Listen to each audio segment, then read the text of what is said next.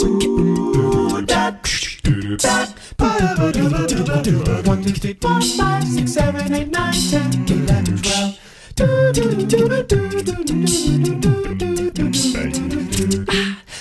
3, 4, 5, 6, 7, 8, 9. Hi, my name is Jeff. And my name is Jeff, and welcome to WineGeekTV, a weekly web show dedicated to helping the average Joe and Jane like me learn and appreciate wine just a bit more each and every episode. From an expert sommelier like Mr. Keycheck, aka Mr. Distracted. What's our motto, Mr. Keycheck? You learn one geeky wine tip per episode. Jeff, we've done our job. Hey, so today, Jeff, wine ratings. What are they all about? What's the story? I've asked you this many times. I know, and I've never had a good answer. Okay, do you have a good answer now? No. The answer is easy. Just use them if you want to use them, and don't use them if you don't want to use them. They are simply a guide, a guidepost, if you will, to help you figure out what is a quality wine and what is not considered a quality wine. And it's just one person's opinion. Your 90 might be one person's 80, your 80 might be another person's 90. Is there such a thing as a zero? So, no, there is no zero because most wine rating systems start at about 50 points to 60 points. Robert Parker is a very, very popular wine rater. Usually starts his at 50 points, then starts to give points for every little thing. Like color gets up to 5 points, clarity gets another up to another 15 points. Potential aging gives another sub points up to 100. So like who are the main ones? Well, Wine Spectator does it a lot. I've seen that one a lot. Wine Spectator. You go to a store and they've got Wine Spectator rating 92. Wine Enthusiast does a similar thing. Okay. Kind of 50 to 100 scale or 60 to 100 scale. Okay. There's some people that do star systems. 1 to 5 stars. We have our own rating system. That's right. We have the Scarlett Johansson head. The Scarlett Johansson heads. Check it out. We've got reviews out on the website. So yeah. So that's what they're all about. Really, the most important thing is the tasting note that accompanies the star. It gives it a little bit more context. What's it all about, Alfie? It's not just just throwing a number out there. It gets a little obscure. But if you read the tasting note that accompanies it, helps make a little bit more sense. Okay. All right. So what we're going to do here, Jeff, is we're going to have one wine that Wine Spectator rated an 82, and another one that they rated a 91. Okay. And actually made their top 100 list at the end of the year last year. Okay. All right. So let's taste it and see if you can figure. I know which one it is. Let's taste it and see if you can figure out which one is what. You pick. I'll start with this one closest to me. I was going to go through like. Sure. You don't do it right. Oh, sorry. I was going to go through the wine ratings and what they mean and what everything is broken down by. Wine pouring. Just give a couple samples of what they say. Okay, here we go. So 96 to Robert Parker. He goes 96 to 100. If you gives that score, he means that it's an extraordinary wine of profound and complex character, displaying all the attributes expected of a classic wine of its variety. I think wines of this caliber are worth a special effort to find, purchase, and consume. Okay, drop down to So like an 80. let's go down to 80 to 89. A barely above average to very good wine, displaying various degrees of finesse and flavor, as well as character, with no noticeable flaws. So give us like give us 60. 60 is 60 to 69, a below average wine containing noticeable deficiencies such as excessive acidity and or tannin, an absence of flavor, or possible dirty aromas or flavors. So you'd be like a 65. Can I ask you a question? Yeah, please do. You ever seen 100? I've seen lots of hundreds. You have? Oh yeah, there's lots of hundreds. Have you ever seen a 60 or a 50? No, they don't not usually. I would think that a vineyard wouldn't even release a 50. Yeah, they don't. Well, they might release it, but they might. A lot of times, I get the impression. Well, here's the thing too. With modern winemaking techniques and technology and knowledge of winemakers, it's hard to make a really, really crappy wine. And if you're going to make a really, really crappy wine, they're probably not going to release. I mean, they know it's a crappy wine, and they're not going to. It doesn't do anybody any good to release it, so they might just sell off the juice. And you have to turn it into vinegar or something else. All okay. Right? So the first one we're trying. You're rarely going to find a 50 rated wine.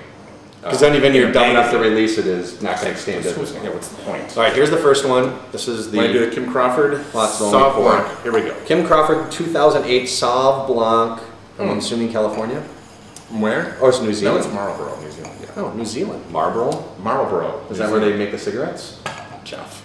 Oh, ye of little faith. This guy's like a nice nose. Salute. Salute there, mes amis. Right. I like the smell. So it's got a very intense nose. Okay, so let's put some things together a little bit.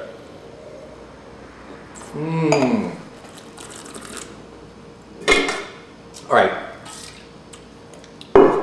Ooh. Next time I'll zoom in on you doing that. Okay.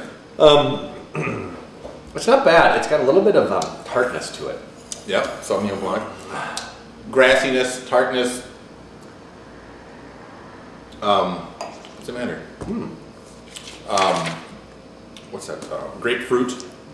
Definitely got a nice little pink grapefruit action there, don't you? Okay, yeah. All right. Do I need to rinse so that I don't have any remnants? That's lovely.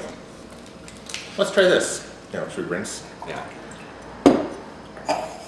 Nothing wrong with that one. Next one. The next one is 2008 Fisheye Pinot Grigio from California. Okay. All right, so here we go. Oh, salute. Salute. All right, so the first thing that springs to my mind right away is the nose is not nearly as flashy. Well, I'm getting a lot of more grapiness. Not this one, you know, like you said, the other one had the other odor. This one is a little more fruity. Okay, well this flies out of the glass. This is, I wouldn't say it's as big as, no. I would say it's not, doesn't as big a nose. Not that that's necessarily a bad thing. There's plenty of great wines out there that don't fly out of the glass.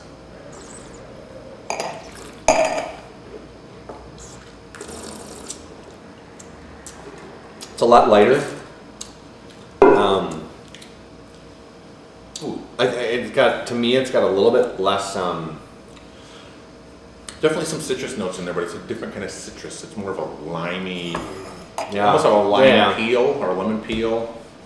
A little bit more herbaceous. So to me, this tastes like a younger wine. A kind of.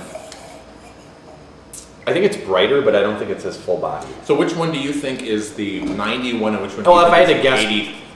based on what I've known from, you know, when I taste really, really high-rated wines and how they generally taste versus other ones, I would say this is the 91 and this is the 82. Well, you're right. What will lead you to...